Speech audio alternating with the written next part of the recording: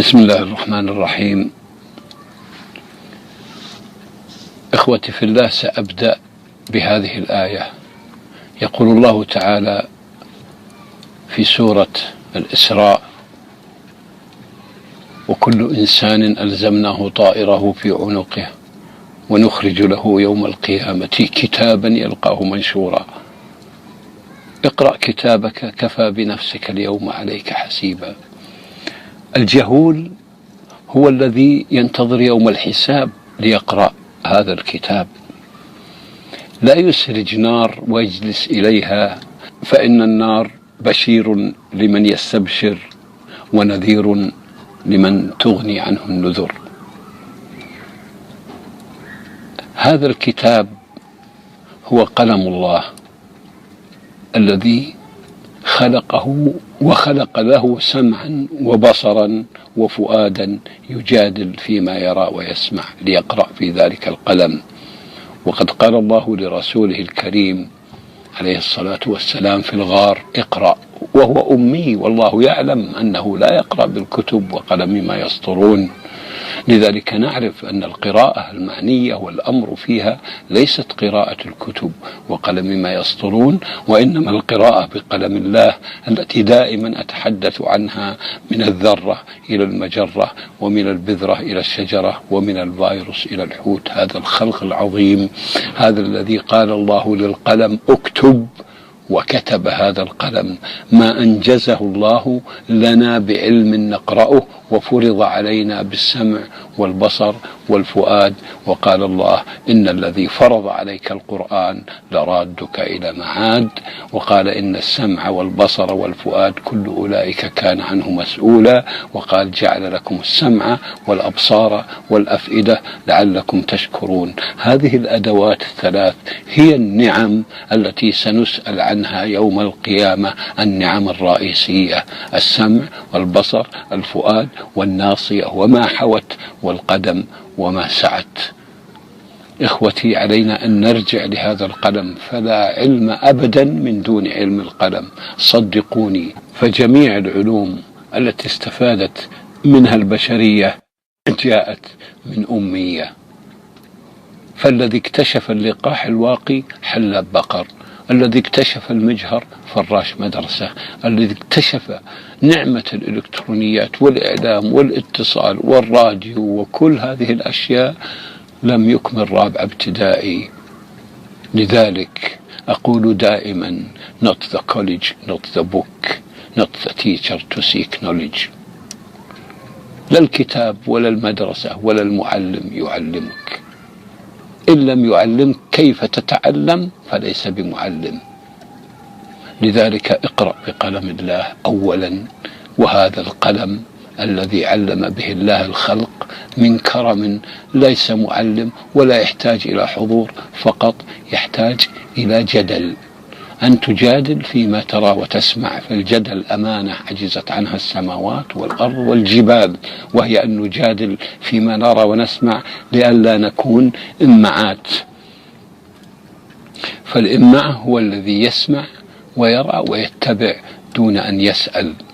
لذلك علينا أن نرجع إلى ذلك الكتاب العظيم، اللوح المحفوظ الذي أخذت منه التوراة والإنجيل والقرآن. إن علينا جمعه وقرآنه من أم الكتاب. وأم الكتاب ليس كتابا مطويا عند الرحمن فقط، بل تركه لمن يريد أن يقرأ بهذا القلم العظيم. تلك السدرة التي أقول عنها: يا سدرة الحقف والأحقاف خاوية، تروي بك الريح ما لم تروه الرمم. قصي على التيه أجداث بها غبرت، فالتيه أم ثكول قلبها شبم. يا أمة الخضر كوني خير شاهدة، فالباسقات ترى ما لا يرى النجم.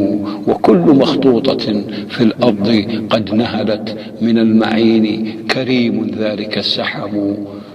والناس مرج فهذا ملحه أجج، وذاك عذب فرات سحبه ديم. وفي الوليد رجال لا خلاق لهم، وفي الوليد رجال غضبهم طيم. والنقد إن كان جراحا فإن له في مشرط الحق حق تبده الذمم.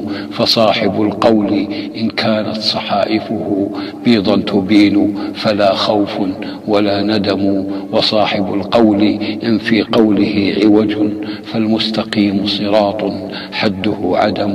من يطلب العلم كي يؤمن فإن له من بعد علم إذا لم يؤمن النقم. يا منهل العلم جرد من سيوف أبي سيفا أبيا قويا قاطعا يسم. واضرب رقاب ملوك الجن قاطبة كي يؤمن الجن أن الطين يحترم. لم تؤوني كرمة قد أجهضت أدما يسري مع الطين شيطان له الرجم. وما تفيأت ظلا ليس لي بحما، ولا وقفت بباب تؤتني العظم.